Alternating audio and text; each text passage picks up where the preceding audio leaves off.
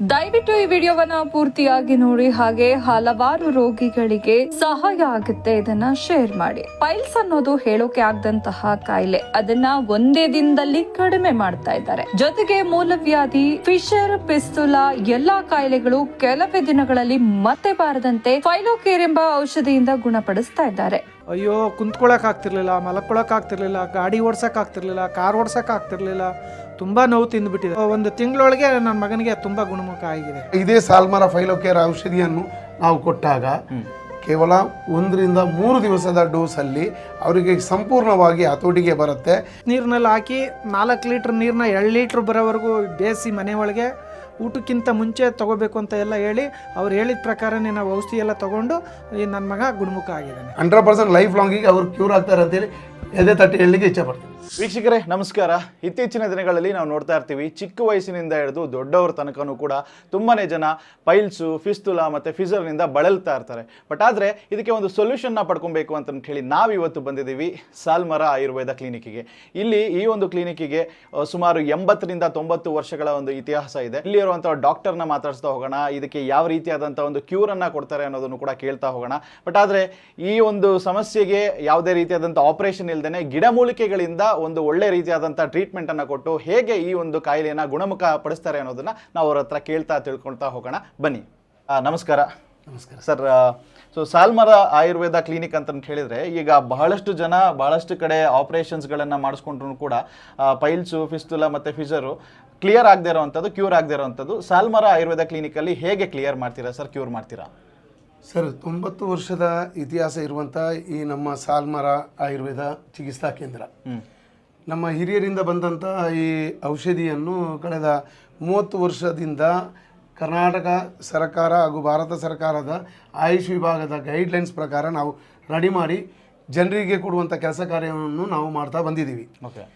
ಈಗಾಗಲೇ ನಮ್ಮ ಕ್ಲಿನಿಕ್ಕಿಗೆ ಬಂದು ಸುಮಾರು 3 ಲಕ್ಷ ತನಕ ಪೇಷಂಟು ವಾಸಿ ಆದಂಥ ಎಲ್ಲ ಕ್ಲಿನಿಕಲ್ ಸ್ಟಡಿ ರಿಪೋರ್ಟ್ ಸಮೇತ ನಮ್ಮ ಹತ್ರ ಇದೆ. ಓಕೆ. ನಮ್ಮಲ್ಲಿ ಬರುವಂಥ ಪ್ರತಿಯೊಂದು ಪೇಷಂಟಿಗೆ ನಾವು 3 ತಿಂಗಳಲ್ಲಿ ಅಥವಾ 5 ತಿಂಗಳು ಅಥವಾ 1 ವರ್ಷ ತನಕ ನಾವು ಟ್ರೀಟ್ಮೆಂಟ್ ಮುಂದುವರಿಸಬೇಕಂತೇಳಿ ನಾವು ಹೇಳ್ತಾ ಇಲ್ಲ.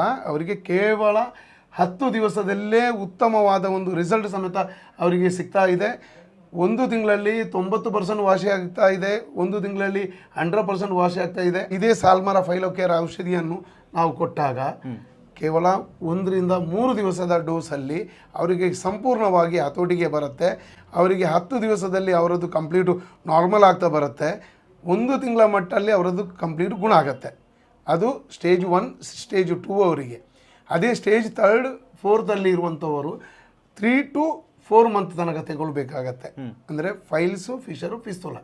ಅಂದರೆ ಫೈಲ್ಸಲ್ಲಿ ಅವರಿಗೆ ಬ್ಲೀಡಿಂಗ್ ಆಗುತ್ತೆ, ಅಲ್ಲಿ ನೋವು ಬರುತ್ತೆ, ಅಲ್ಲಿ ತುರಿಕೆ ಬರುತ್ತೆ, ಅಲ್ಲಿ ಮಾಂಸಗಡ್ಡೆ ಥರ ಒಂದು ಹೊರಗಡೆ ಬರುತ್ತೆ. ಫಿಶರ್ ಅಂದರೆ ಹೇಳಿದರೆ ಅಲ್ಲಿ ಕ್ರ್ಯಾಕ್ ಆಗುತ್ತೆ ಸರ್. ಅಲ್ಲಿ ಕ್ರ್ಯಾಕ್ ಆಗಿಬಿಟ್ಟು ಅಲ್ಲಿ ರಕ್ತ ಚಿಮ್ಮತ್ತೆ, ಆ ಥರ ಫಿಶರ್ ಇರುತ್ತೆ.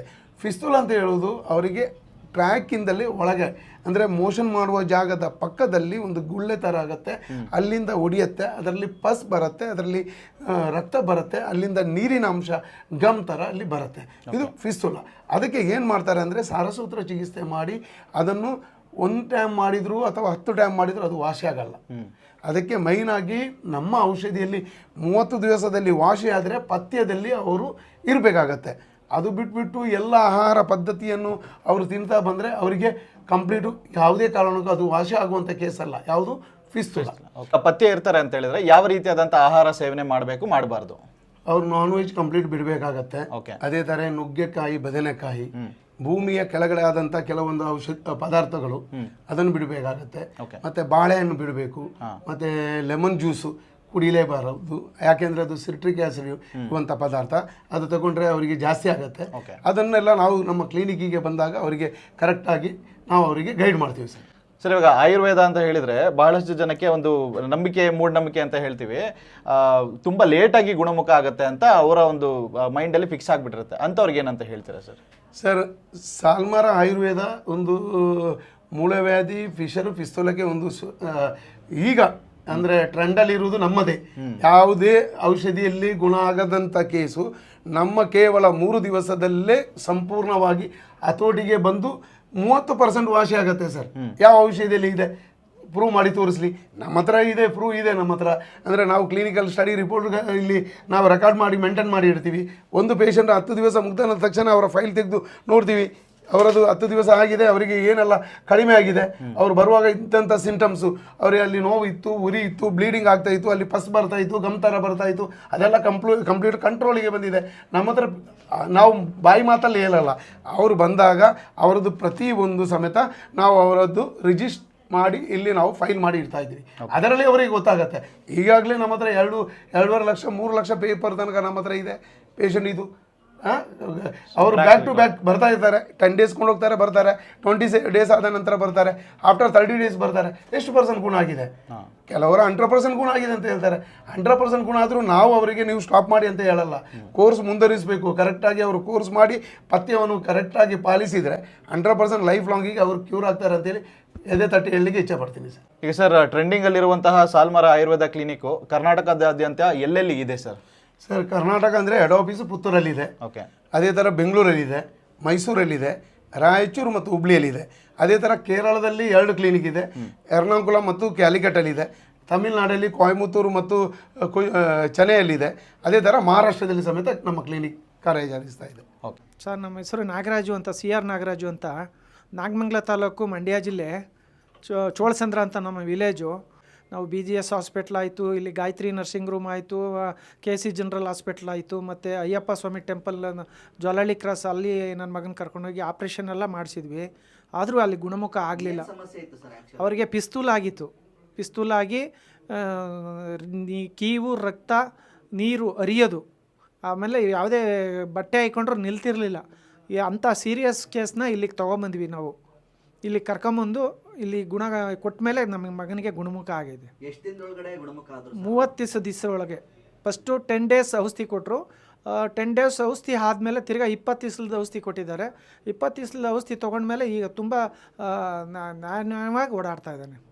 ನನಗಿದು ಫಿಸ್ತುಲ ಇದ್ದಿತ್ತು ಕಾಯಿಲೆ. ಇದಕ್ಕಿಂತ ಮುಂಚೆ ನಾನು ಬಂದ ಹಾಸ್ಪಿಟ್ಲ್ಗೆಲ್ಲ ಹೋಗಿ 2 ಸರಿ ಆಪ್ರೇಷನ್ ಮಾಡಿಸಿದ್ದೀನಿ. ಹಂಗೂ ಅದು ಸ್ಟಾಪ್ ಆಗಿಲ್ಲ, ಅದು ಪಸ್ ಬರ್ತಾನೆ ಇತ್ತು. ಆಮೇಲೆ ಇಲ್ಲಿತ್ತದು ನಾನು ಇದು ಫೇಸ್ಬುಕ್ಕಲ್ಲಿ ನಾನು ಇದು ನೋಡಿದೆ. ನಾನು ನೋಡ್ಬಿಟ್ಟು ಆಮೇಲೆ ಇಲ್ಲಿ ಬಂದು ಒಂದು 2 ಮಂತಿಂದ ಟ್ರೀಟ್ಮೆಂಟು ತೊಗೊಳ್ತಾ ಇದ್ದೀನಿ. ಅದರಿಂದ ಇವಾಗ ನನಗೇನು ಪ್ರಾಬ್ಲಮ್ ಅಷ್ಟು ಗೊತ್ತಾಗ್ತಾ ಇಲ್ಲ. ಆಲ್ಮೋಸ್ಟ್ ಕ್ಯೂರ್ ಆದಂಗೆ ಇದೆ ನನಗೆ. ನೋಡಿದ್ರಲ್ಲ ವೀಕ್ಷಕರೇ, ಪೈಲ್ಸ್, ಫಿಸ್ತುಲಾ ಅಥವಾ ಫಿಸರ್ ಆಗಿರಲಿ, ಯಾವುದೇ ಕಾಯಿಲೆಗಳನ್ನು ಹೇಗೆ ಗುಣಪಡಿಸ್ತಾರೆ ಅಂತ ಹೇಳಿ ನೀವು ತಿಳ್ಕೊಂಡಿದ್ದೀರಾ.